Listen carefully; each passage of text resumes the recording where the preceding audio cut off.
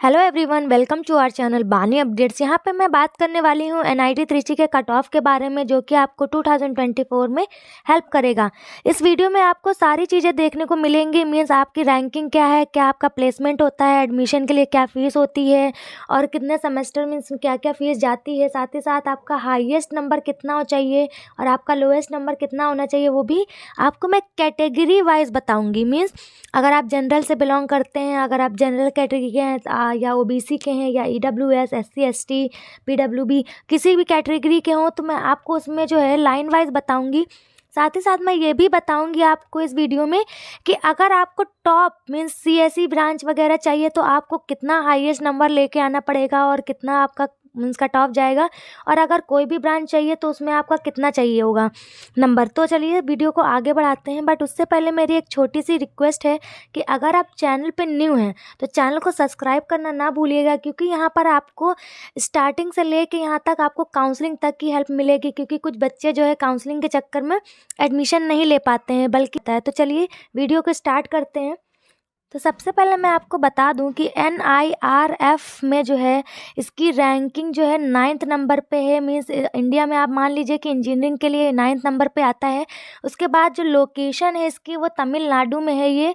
तो उसके बाद मैं आपको बता दूं कि आपका जो है इसमें कोटा क्या होता है। 50% जो होगा सीट होंगी वो होंगी आपके होम स्टेट की, और जो अदर स्टेट की होंगी वो भी आपको 50% देखने को मिलेंगी यहाँ पे अदर स्टेट के लिए। मीन्स अगर आप तमिलनाडु से बिलोंग करते हैं तो 50% सीट आप लोगों के लिए रिजर्व होंगी। उसके बाद 50% जो अदर के हैं, मीन्स अगर आप मध्य प्रदेश से हैं, यूपी से हैं या अदर प्लेस से हैं, तो आपको वहाँ पे 50% मिलेगी सीटें।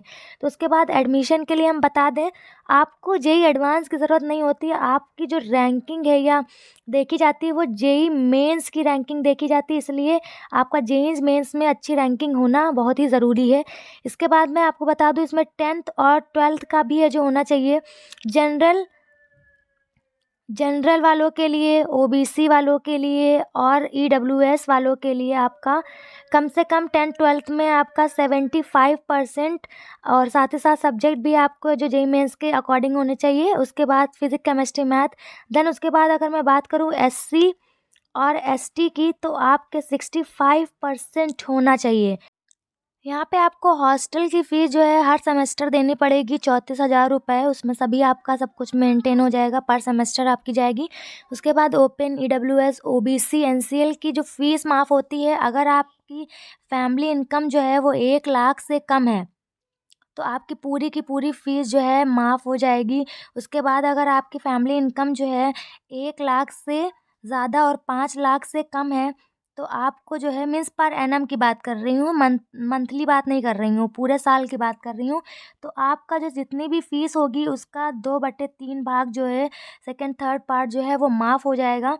उसके बाद जो है ट्यूशन फ़ीस होगी एसटी, एससी वालों के लिए और पीडब्ल्यूडी के लिए, उनके लिए 100% ट्यूशन फीस माफ़ हो जाएगी। अगर तो चलिए मैं आपको कैटेगरी वाइज बता देती हूँ कि आपका जो है कितना कट ऑफ जाने वाला है। उसके बाद मैं आपको ये भी बताऊंगी कितने आपके हाईएस्ट मार्क होने चाहिए को आपको हाईएस्ट मिल जाए। उसके बाद ये भी बताऊंगी कि आपके कितने मीन्स मार्क्स होने पे आपको कोई भी ब्रांच मिल जाएगी, मीन्स लोएस्ट क्या जाएगा आपका। तो चलिए मेल और फीमेल साथ में कैटेगरी वाइज बताऊंगी। तो चलिए वीडियो को आगे बढ़ाते हैं। तो यहाँ पे मैं सिर्फ आपको कैटेगरी वाइज बताऊंगी। सबसे पहले मैं आपको जनरल कैटेगरी के बारे में बताने जा रही हूँ। 4 साल के बीटेक के लिए या बीई कोर्स के लिए आपको है जो कितना नंबर लेके मीन्स कितनी रैंक लानी होगी, तो यहाँ पे आप पहले दे सकते हैं, ये होम स्टेट वालों के लिए है। उसके बाद यहाँ पे आप देखेंगे केमिकल इंजीनियरिंग के लिए अगर आप जो है ओपनिंग जो रैंक है वो आपकी 1250 है और क्लोजिंग रैंक जो है 20,670 है। उसके बाद यहाँ पे फीमेल का भी दिया, यहाँ पे देख सकते हैं कैटेगरी लिखी हुई है यहाँ पे। उसके बाद देख सकते हैं सिविल इंजीनियरिंग के लिए, जनरल न्यूट्रल के लिए ओपनिंग जो है 20,492 है। उसके बाद यहाँ पे 33,703 जो है फीमेल के लिए है, मीन्स क्लोजिंग रैंक है ये। उसके बाद यहाँ पे फीमेल का भी यहाँ पे दिया हुआ है, आप यहाँ चाहे तो स्क्रीनशॉट ले लीजिए। फ्रेंड्स, मैं एक जो है पर्सनालिटी डेवलपमेंट टीचर हूँ, तो मैं अपने बच्चों को सबसे पहले यही सजेस्ट करती हूँ कि आप अगर किसी भी करियर में जाना चाहते हैं तो उसके सारी इन्फॉर्मेशन जो है आपको होनी चाहिए। तो वीडियो भले ही आपको थोड़ी लंबी लगे बट आपको जो है पूरी वीडियो देखनी है, बिल्कुल स्किप ना करिएगा। साथ ही साथ चैनल को सब्सक्राइब ज़रूर करिएगा, क्योंकि यहाँ पे सारे ही NIT और ट्रिपल NIT और IIT की वीडियोज़ आपको मिलने वाली हैं। साथ ही साथ काउंसलिंग में भी आपको हेल्प मिलेगी। यहाँ पे मैं आपको सारा नहीं बता रही हूँ, बट आप यहाँ पे स्क्रीनशॉट लेकर देख सकते हैं, आप जिस किसी में भी जानना चाहते हो। चलिए, ये तो होम स्टेट का हो गया। उसके बाद हम यहाँ देख लेते हैं अदर स्टेट, मीन्स जो अदर स्टेट के लोग हैं उनके लिए क्या है। तो यहाँ पे देख सकते हैं केमिकल इंजीनियरिंग के लिए जो है जनरल न्यूट्रल के लिए ओपनिंग रैंक जो है 11,165 है। उसके बाद यहाँ पे 15,816 है जो क्लोजिंग रैंक है। उसके बाद ये आपको थोड़ा थोड़ा ज़्यादा ही लेकर आना है, मीन्स इससे कम। अगर आप, पहली बात तो मैं बता दूं कि आपको टारगेट जो करना है वो 50,000 के अंदर ही टारगेट करना है, क्योंकि जब लास्ट काउंसलिंग होती है उसमें बच्चे उम्मीद छोड़ देते हैं कि उनको करना है कि नहीं करना है। तो आपको मौका मिल जाता है कि अगर आपके ज़्यादा भी रैंकिंग है उसके बाद भी। उसके बाद यहाँ पे सिविल इंजीनियरिंग के देखेंगे, जनरल न्यूट्रल की 12,259 से जो स्टार्टिंग हुई है। उसके बाद क्लोजिंग 20,873 पे हो रही है। उसके बाद फीमेल में देखेंगे तो यहाँ पे 23,366 है। ये पिछले साल की, आपको इससे कम टारगेट करना, मीन्स आपको इससे भी कम लेके आना है।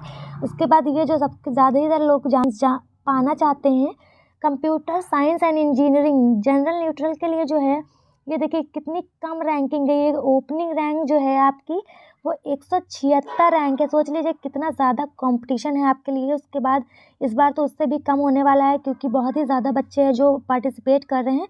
उसके बाद क्लोजिंग रैंक है जो आपको 1509। आपको जो है बिल्कुल भी हार नहीं माननी है। उसके बाद क्योंकि यहाँ पे आपको काउंसलिंग की भी हेल्प मिलेगी, तो चैनल को सब्सक्राइब ज़रूर करना करिएगा। तो चलिए यहाँ पे आपको दिखा देते हैं। साथ ही साथ मैं आपको यहाँ पे दिखा देती हूँ कि जो आपके 5 साल के BR के कोर्सेज हैं उनके लिए भी यहाँ पे रैंकिंग दे रखी है, आप स्क्रीनशॉट ले सकते हैं। बट आपको मान के चलना है कि आपको इससे कम टारगेट करना है।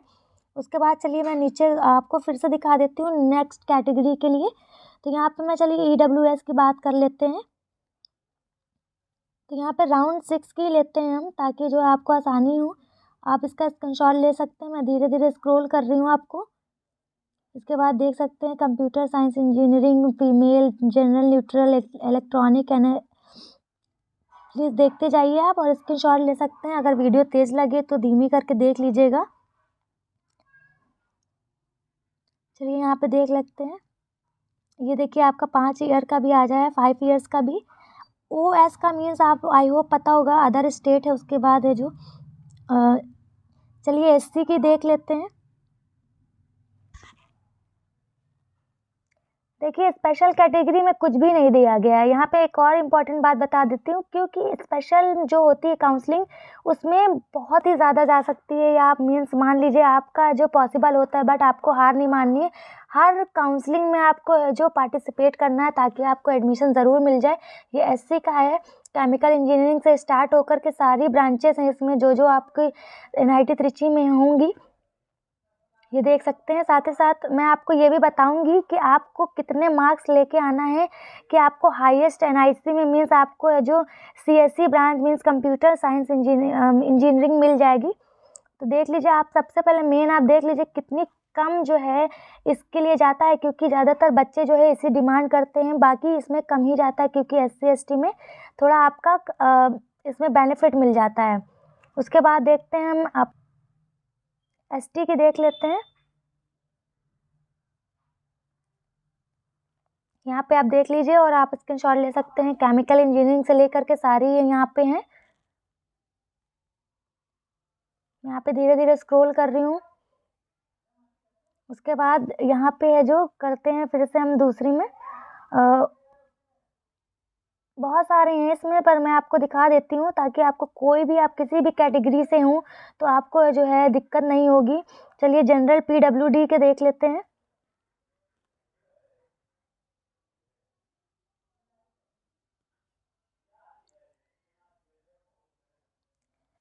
तो चलिए एट द लास्ट मैं आपको बता दे रही हूँ कि अगर आप जनरल कैटेगरी के हैं तो यहाँ पे मैं मेल का बताऊँगी, यहाँ पे फीमेल का बताऊँगी। इस इस कैटेगरी से मीन्स अगर आपको इतने मार्क्स ले आते हैं तो आपको कॉम्प्रोमाइज़ करना पड़ेगा ब्रांचेस में, बट हाँ आपको इतने मार्क्स में कोई भी ब्रांच मिल जाएगी।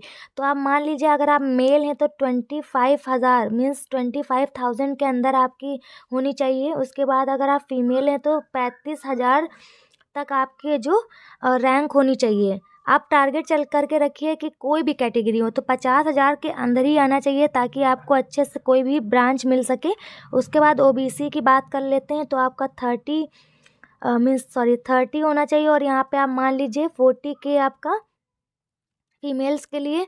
उसके बाद के का मतलब 1000 होता है। डब्ल्यूएस के लिए जो है यहाँ पे सेम ही रहेगा, मान लीजिए 30-32 हज़ार, उसके बाद 40-42 हज़ार तक जाएगा रैंकिंग में। उसके बाद एससी की बात कर लेती हूँ मैं, तो मेल्स के लिए जो है वो 45 रैंक जाएगी, 45,000। उसके बाद 48,000 जो होगी वो फीमेल्स के लिए होगी। मैं यहाँ पे आपको शॉर्ट में बता रही हूँ, इसमें आपको टॉप ब्रांचेस नहीं मिलेंगी, बट हाँ एनआईटी में आपको कोई भी ब्रांच मिल जाएगी। इसके बाद एसटी की बात कर लूँ मैं यहाँ पे, तो 50,000 से लेकर उसके बाद है जो फीमेल्स के लिए 52,000 मीन्स 52,000 तक है जो जाएगी रैंकिंग। अगर आपको वीडियो ज़रा सी भी हेल्पफुल लगी हो तो चैनल को सब्सक्राइब करना ना भूलिएगा। यहाँ पे मैं पूरी सीरीज़ लेके आने वाली हूँ एनआईटी ट्रिपल आईटी सारी वीडियोस आपको मिलेंगी लाइन वाइज। तो चलिए ये फर्स्ट वीडियो है, उसके बाद आगे भी आपको वीडियोस मिलती जाएंगी NIT Shakuntala and all. Channel को सब्सक्राइब करके ज़रूर रखिएगा। चलिए मिलते हैं नेक्स्ट वीडियो में।